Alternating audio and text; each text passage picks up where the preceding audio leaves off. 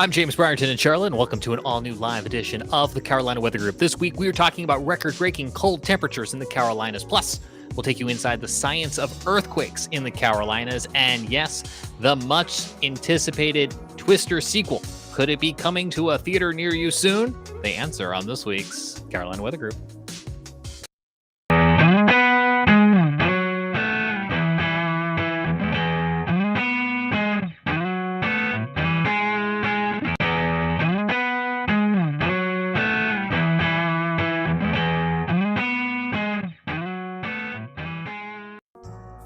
And it's Wednesday, October 19th, 2022. You are taking a live look at Asheville, North Carolina, the epicenter of this record-breaking cold weather we are experiencing here in the Carolinas. We'll get to the science of earthquakes and the news about the Twister sequel coming up on this special live edition of the Carolina Weather Group. I'm James Brierton in Charlotte, joined by Scotty Powell in Morganton, North Carolina, and we've got Frank Strait in Columbia, South Carolina, and of course, you at home are joining us as well. If you're watching us tonight on Facebook, YouTube, Twitter, Twitch, Megaphone, I don't know, whatever you've got live, join the conversation by commenting. No, Megaphone's not a thing, Scotty. I made that. I was going to say, what is that? A new one that I've not heard of?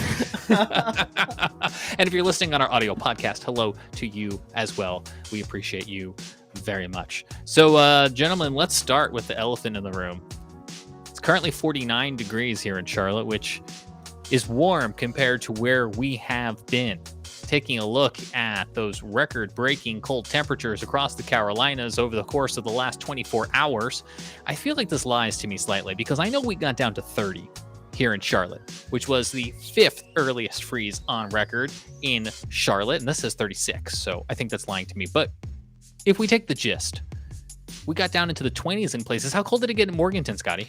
Yeah, so actually, we wasn't as cold as you all in Charlotte. We got to 31. Really? Yeah, 31. I think it's because we had a little bit of a downsloping breeze, so that kind of helped keep things relatively warmer, but still enough to have a killing freeze. So, yeah, I mean, it's cold. I'm not a fan of it, so it's a big shock to the system. No, actually, I should have had this ready. Somewhere on Twitter, you posted a picture of how much you are not a fan of this. Yeah, here you are. There it is. Oh, so very unpleased at the cold weather. I'm Frank, blaming I'm blaming Brittany for it. I mean, yeah, it's her fault. That's fair. That's fair. Frank, are you a cold weather kind of guy? No, I had enough of that junk when I lived up in Pennsylvania. So you came south like all those other northerners. Like smart people do. Yeah. Like smart people. So 28 degrees was new record low in Rock Hill, huh? Yes, my beloved hometown, 28 at the Rock Hill York County Airport this morning. Whew. It's cold. Chilly. That's cold. It's chilly. Myrtle Beach, 37. Right. Columbia, 33. Florence, 32. Just to read some of these off to you. And guys, I know here in Charlotte, it was the 5th earliest freeze on record. Matter of fact, if we take a look at this tweet from Brad Panovich, which went out before the event, you can see we've knocked off 1948. And we've replaced it with today. And not only did we set a record low for today, but really is, if you're thinking, boy, it feels like the leaves turned early, and it feels like the cold got here early, it's because it did. Mm-hmm. It totally did. It's, I was up in the mountains over the weekend. Beautiful fall foliage. Probably the best I've seen in a long time. And I think that's because we haven't had those big cold fronts that move through, Frank, that creates all the big windstorms that the mountains normally see by this time of the year. And it's actually a perfect time to get up there and see the leaves before they are blown off. Unfortunately, if you're grandfather mountain height and taller, you're past peak. But if you're in Boone, Blowing Rock, perfect weekend to go up there and view the leaves. Mm-hmm. Maybe I don't have to drive as far if I want to go this weekend. No, I mean, the leaves are changing here in the foothills too. So, I mean, you don't have to go relatively far. You know, it's a nice little hike out to South Mountain State Park. It is. That is a nice hike. I agree. It is. Oh. I agree. Yeah, we were going to go up this past weekend, and all of the pictures of just the parking lot that was the Blue Ridge scared us away, which maybe is not a good excuse, but that's what happened. It wasn't too bad. So I got on the Parkway between Blowing Rock and Boone there on 321, and that takes you out to the viaduct. So Price's Park, like if you guys remember, if you followed us, remember back in the summertime last year when the lake was like all dried up. Well, it's refilled now. There's water back there, but that was a big popular area where traffic was really jammed up, and then going across the viaduct was also a really jammed up area. But in between, it wasn't too bad. I mean, there was a lot of people out there, but That's it wasn't like it just wasn't like standstill. I mean, once you got to the viaduct, everybody was like slowing down and taking pictures and stuff, but it wasn't a bad ride. So yeah. Let's take a look at overnight temperatures, what you can expect if you're watching with us live tonight on this Wednesday night. In North Carolina, we're expecting to get back down to 32 here in Charlotte, 28 in Boone, 32 in Raleigh, 34 in New Bern. Wilmington might be the warmest at a balmy 36. This is for the Thursday morning temperature in South Carolina.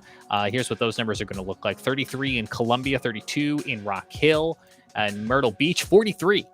So, I mean, it's true what they say, right? Being close to that water does help. Same thing with Charleston, 44 in Hilton Head, and 31 in Anderson, Greenville, Spartanburg, and the like. I mean, I guess the good news here is if this is not your cup of tea, then there is some relief, relatively speaking, seasonally speaking, on the way, right? You take a look at Brad Panovich's WCNC graphic here, looking at Tuesday through the weekend. We kind of nosedive we bottom out on those low overnight temperatures.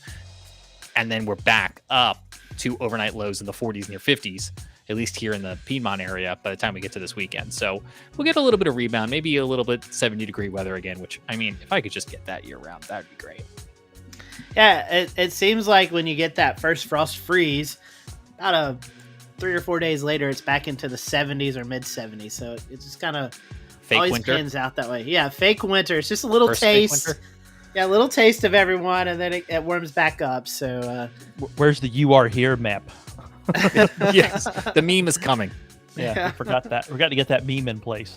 But down near freezing this morning and tonight over a lot of South Carolina. But by Friday, most places are approaching 70, and just about the whole state will be in the 70s both days this weekend. I know North Carolina still has their state fair going on. I don't know about South Carolina. Good question. It's going on now. I don't know when it ends. I'm guessing Sunday. Yeah, because we always have to have one Gamecock football game during state fair to make it very difficult to find a place to park. Yeah. For those not familiar, South Carolina State Fairgrounds are right next to Williams-Brice Stadium. It's where you normally park if you're going to a Gamecock football game, where a lot of people park, not everybody. And so parking becomes at a major premium when the state fair is going on, and Gamecock football is in town. Yeah, it's a gorgeous night tonight in Columbia. Very clear. So it is a good night if you maybe do have a backyard fire pit. Let's see. We had asked folks watching live with us where their favorite places to see the leaves are. Is this Palmetto Nana? Am I reading that right?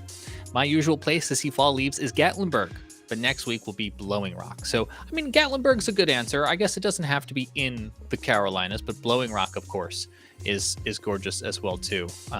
Here's a live look at Blowing Rock tonight, and I think the camera is really zoomed in on something. Not much to see. No flurries like last night.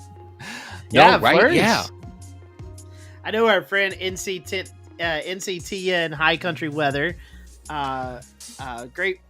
Great follow on Twitter. If you don't follow him, you need to, because he gives great perspective of what's going on up in Yancey County.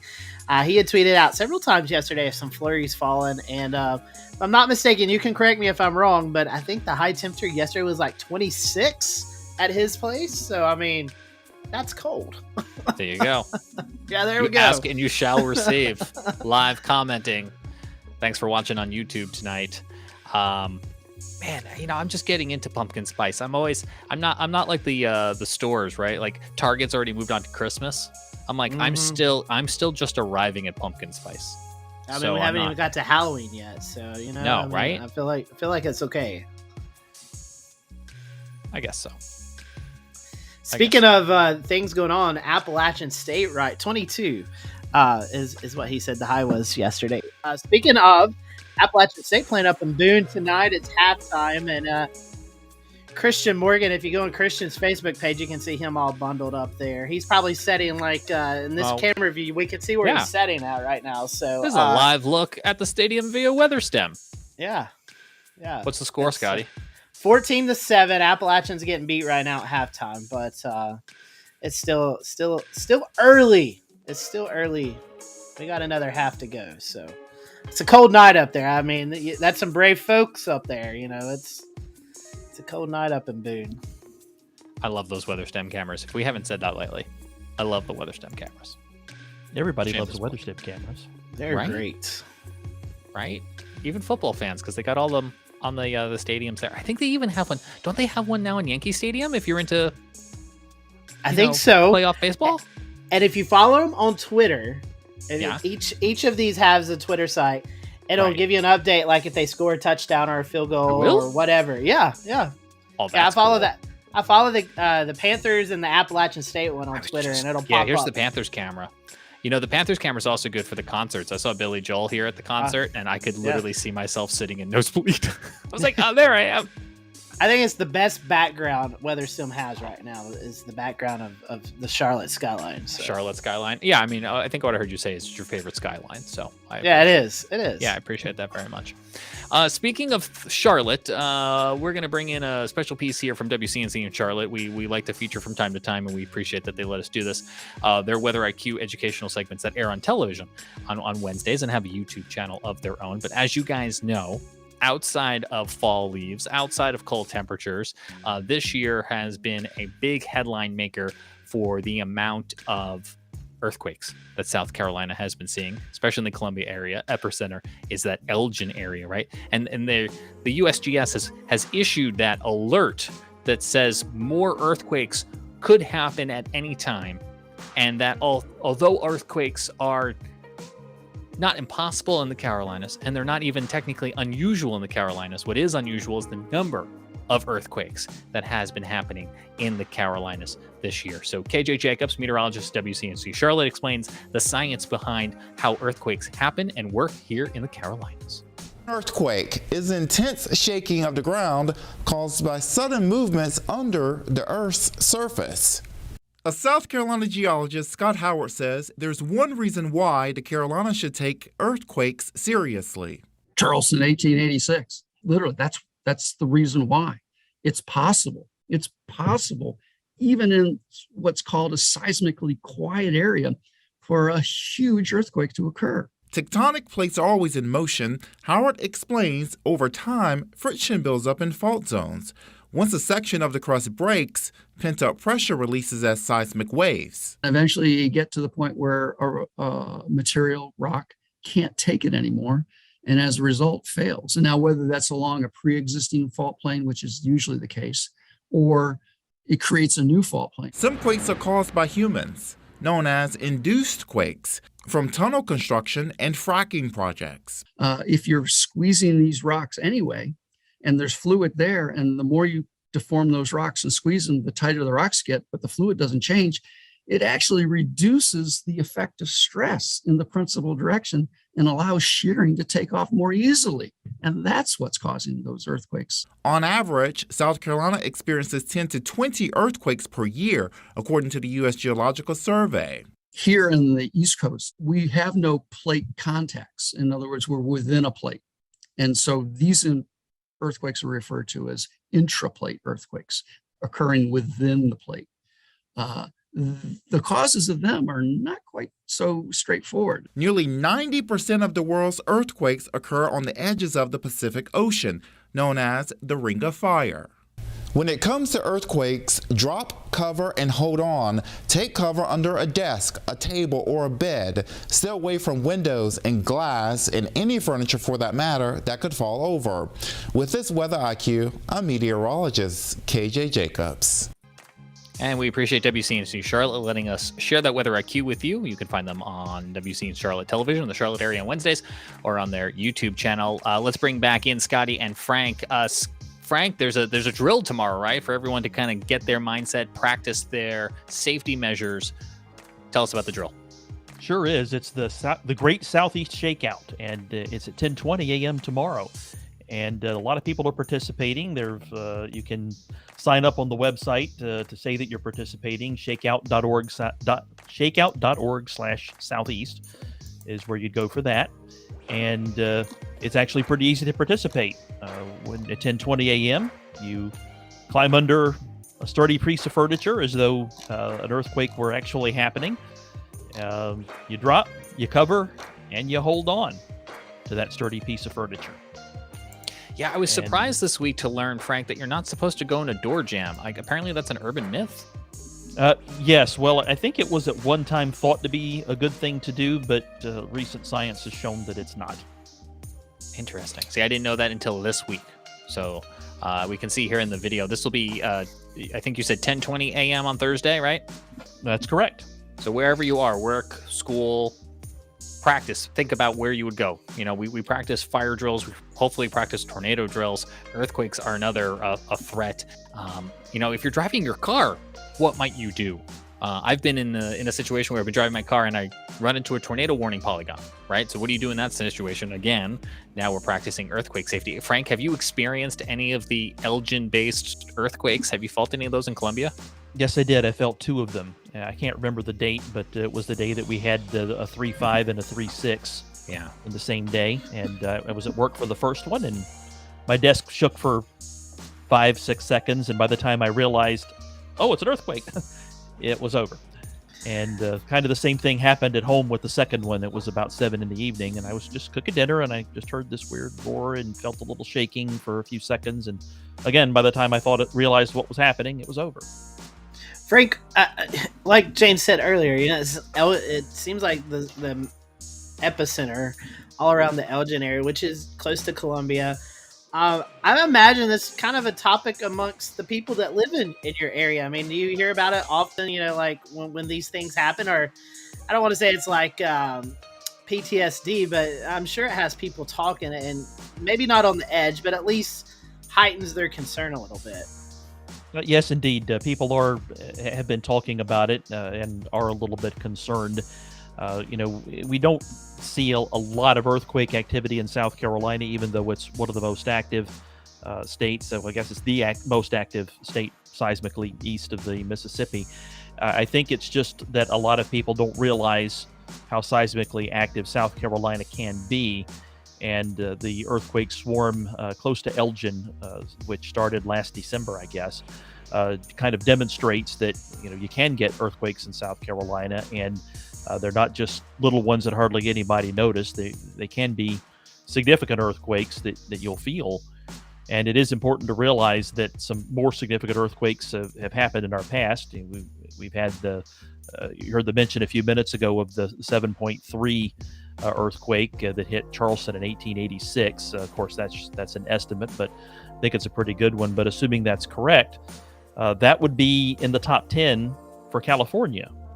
So some significant earthquakes can happen in South Carolina, and it's important that the people of South Carolina are prepared for those kind of disasters, because they can happen. Yeah, and North Carolina, don't forget, you two also prone to earthquakes. In fact, back in August of 2020, we had a 5.1 magnitude earthquake in Sparta up in Allegheny County on early Sunday, August morning, and you can see some of the damage there. We did a live report from up there, and you can see the big cracks in the roads. There was some damage to that home earlier. You can kind of see the chimney knocked down. So,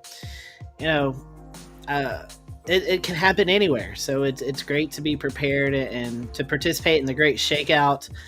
Definitely something that, we always think about tornadoes and flash flooding and hurricanes around here, but earthquakes as well. Also a thing that we have to consider and practice for here in the Carolinas. Yeah, I've never been in an earthquake. I'm not really sure what's on my bucket list, and it is a good reminder. As you mentioned, Scotty, and the list of anxieties we all probably have in today's day, to think that earthquakes has to be on there, I guess, is an unfortunate reality. So participate in the Shakeout Thursday at 10:20 a.m. Or if you're listening to this after the fact and you missed it, there's no harm in practicing it later. You don't necessarily have to crawl under the table at work. Just find the table. Just know what to do. Yeah. Right. Exactly. That's exactly. Just know what to do. And that's the first step to surviving a disaster and or at least coming out of it in better shape than you would have otherwise. It's just knowing the right thing to do, the right way to react beforehand, so that you don't have to say, okay, it's happening, what do I do? You just do what you're supposed to do. And those kind of safety bags that we tell you about, those emergency bags, they can be utilized in an earthquake as well. Not only hurricanes or tropical storms or tornadoes.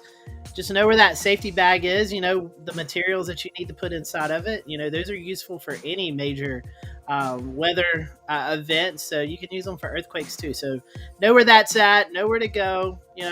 My dog. If you have pets, you want to make sure that you have a crate nearby as well. If you need to put your pet in there. So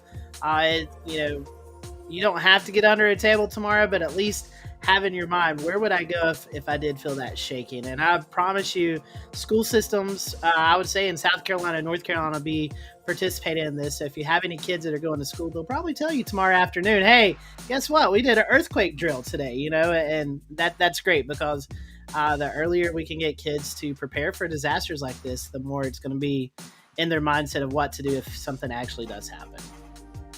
And if you do happen to snap a photo of yourself, we'll see it. Send it to us. Carolina WX Group on Twitter. We practice safe place selfies for severe weather. Why not for earthquake? All right, I'm going to change the music up now. I'm going to try to find something nice and peppy, because Scotty is very excited for this next topic, as is Brian, David watching on Facebook, and so many of you. Scotty, your favorite headline of the week, man. I think the whole weather enterprise in general is just super stoked that there's talks that Twister 2, or whatever you want to call it, is going to be happening. Twister. Yeah, the return of the Twister is going to be happening maybe as early as next year. So it's been 26 years. I don't know about James, you and Frank, but Twister was a big thing that really got me interested in weather when I was a little kid. I was like, man, I want to go do that. And, as we've talked to numerous guests on our show throughout the podcast, they've always mentioned this movie, like, hey, this movie really kind of kicked them into wanting to get into the weather career. So I think we're all excited about this. 1996. I do think it inspired a lot of people. As Scotty mentioned on this show, he tends to ask new time guests what's their weather journey, what inspired them. So many of them answering this movie. I would go see it. I'm excited, but I'm probably less excited than others. I don't know. The movie was okay for me. What I really remember, though, is the Universal ride. Oh, yeah, in Orlando. Yeah. That sticks out in my brain. I always thought that was cutting edge and ahead of its time. I believe it's no longer around. I believe its fancy technology of flying cows is no longer impressive in the year 2022. But I'll watch a Dolly intercept again. I'll tell you this. I think this movie really put attention on tornadoes, and something that you may hear about in the news, but you're like, oh man. But I think it really brought attention to just how tornadoes and the science of tornadoes works. So that's great for the community. Like you, James, I will definitely watch it, but I'm not one of those that you want to watch it with, because I'm always trying to pinpoint. Well, that's not really accurate. That's not how it works. So I may not be remove the best. that. Just go in for fun. May not be the best at that, but I do love watching Twister. I'll be honest with you, if I'm flipping through TV or whatever and that Twister's on, I may not watch the whole movie, but I'll at least watch a little bit of it before I flip the channel. So. Frank, what's really fun to do is when Twister's on somewhere, is to just jump on Twitter and live tweet it with other meteorologists. That's it. There's always another meteorologist watching it too. That's right. It is. I mean, you can look at weather Twitter, and if it's on, you're at least going to see 2 or 3 tweets about it. So yeah, it's great. And I'll say this: it's more realistic, I think, than oh man, I can't remember the other movie that came out about tornadoes a couple years. Sharknado. But then there was another one where it was like I think they said it was like an EF6 or EF7, and you seen the big Boeing jet flying through the air. I can't remember the name of the movie. I don't know. That sounds about right. It sounds stupid enough to have been the name. Do you think in today's age they're gonna have to get into new issues such as, and don't hate to tweet me, but the crowding of the streets by chasers Into the Storm. Someone answered. Brian answered. It's Into the Storm, the movie I was referring to. I don't know. You follow Storm Chaser Nick. If you follow Storm Chaser Nick on Twitter, he's already put Chaser Convergence on the Twitter poster, Twister 2. So maybe they do. I don't know. You know, I'm sure. I feel like because of the movie, which made storm chasing so popular, and because of social media and live streaming, which has again boosted storm chasing into the limelight, there are now aspects of it that we either didn't have in '96 or that are more apparent to us that I wonder if they'll try to tackle. I think so. You know, a little bit of the bad with a lot of the good is what I'm trying to say. Yeah, I think so. Over under 2 or 3 news network helicopters in this next Twister 2. Do you think they like parody any big personalities? I wonder if Gary England's still around. You know, he may make Gary another. Sure, wasn't he? Yeah. It was Gary and Mike Morgan. I think had at least a voice cameo appearance. So who's this it on the would be TV fun. here? That's was that Mike? I'm gonna go back to the trailer. Hang on, rewinding. Maybe. I think that's Mike Morgan. And I know you. I don't can know. hear... It's 1996. They don't look. They look a little different today. If they don't look any different today, then you got to scratch your head.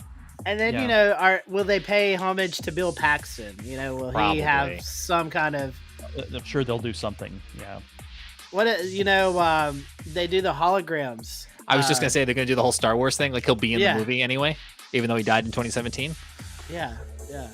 That's a whole Be nother interesting. controversial topic. And of course they'll be paying homage to what's his character's name? Oh, Dusty. Phillips. Yeah, Dusty. Phillips Seymour. Yeah, they'll do some sort of weird ritual before each day's chase to honor him. I'm sure that's the way that'll maybe they'll instead of the new thing being called Dorothy, maybe it'll be Dusty or something. You know, maybe. Maybe. I don't know. I could see like Bill Paxton appearing, like they go and they grab an old VHS tape of some of their earlier chases and they put it in a VCR and they're kind of like the characters are looking back like, okay, yeah, that's how we did. Well, this time we're going to do it differently. Like, I don't know, just like a movie instead of a movie. Did you guys watch Hocus Pocus 2 by chance? I haven't. No.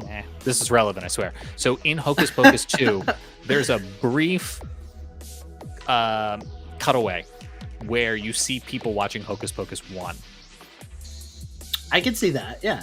And so I'm thinking along those lines. I wonder if there's gonna. I wonder if, like, you know, like how the drive-in scene is. I wonder if like the Twister. Yeah. Twister 1 maybe in there. What they did in Hocus Pocus is they didn't use like an obvious scene.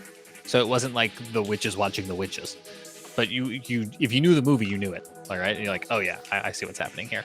NCTN High Country Weather. North Carolina, Tennessee High Country Weather says we need Scotty in the movie. I'd watch that.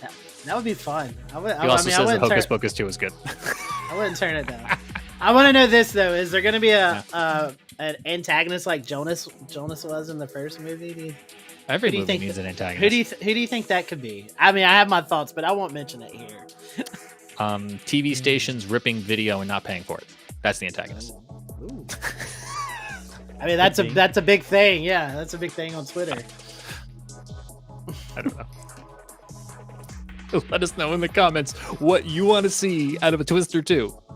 And I fear that we'll be back to this topic before we get official dates and times and details. Like most things, I feel like this is not the first time we've had this conversation. No, and I think that I think we'll have to do a show on this once we figure out all the details. Maybe we can rope one of the producers or something in. Yeah, coming on I think Spielberg's available. We'll just give him a call. Yeah, we'll see what we can do. We have Jim Cantori as a. Hello, Steve. We have Jim on speed dial, so maybe Jim knows someone that Jim Cantori knows Steven Spielberg. That sounds like a fun universe I want to live in. Yeah, I like that. It's like that question, like if you had 3 people to take to dinner with you. I mean, that would be a good start. I'm glad you went with that game and not the other game. Oh man. All right, well, next week on the Carolina Weather Group, we've been teasing this for a little while, and you can in fact get it on our Patreon page at patreon.com/Carolina Weather Group. where you can unlock early access to shows by becoming a supporter, which does in fact just help keep the lights on around here. But we are going to be talking about NOAA supercomputers. It's patreon.com/Carolina Weather Group. Early access to that, or weather permitting, it'll come out to our public channels next week. If you like the conversation of storm chasing and you can't wait for Twister 2, then don't forget to go backwards in our archive and check out our conversation with the guys developing the Outbreak storm chasing video game. I will bet money that we will be playing that game before Twister 2 ever comes out. Yes, I agree. It's a good bet. I'm looking forward to it. Yeah. That does it for this edition of Let's Talk Carolina Weather, where we hop on live and just interact with you. If you want to see more of these, let us know in the comments. We enjoy them, and we hope you do as well. Also, if you like the music, give it a thumbs up in the comments. And if I see a bunch of thumbs down, then I'll just know no music next time. I like Just the playing music. around. You like it? I do. Put you in the right vibe. It reminds me of us watching the meteor shower Yes. from back a couple of years ago. Well, you know, if you like nighttime space things, Artemis's upcoming launch events in November are in like 1 a.m., 2 a.m., 3 a.m. in the middle of the night. So that would be, you could put some lo-fi beats onto that. Yeah. What you really needed when we were talking about Twister is to get Van Halen's Into the Storm as the background music while we were talking. Can't about afford that. Definitely Definitely can't afford that. On that note, We don't us have a- enough we money had a- coming into Patreon. We had enough Patreon supporters, maybe we could, but if you want to hear that, go ahead and throw us some support our way. just $1. Just $1. Otherwise, I'll have, just to keep the lights on. I'm James Brierton in Charlotte, Scotty Powell in Morganton, Frank Strait in Columbia, and thanks to all you at home who joined us live. And if you're listening to our audio podcast, we appreciate you as well. And we'll hopefully catch you in an upcoming live edition of the show on YouTube or Facebook. We'll leave you with this live picture of Uptown Charlotte, our favorite of the Weather Stand cameras. And we'll see you back here next week for an all new edition of the Carolina Weather Group.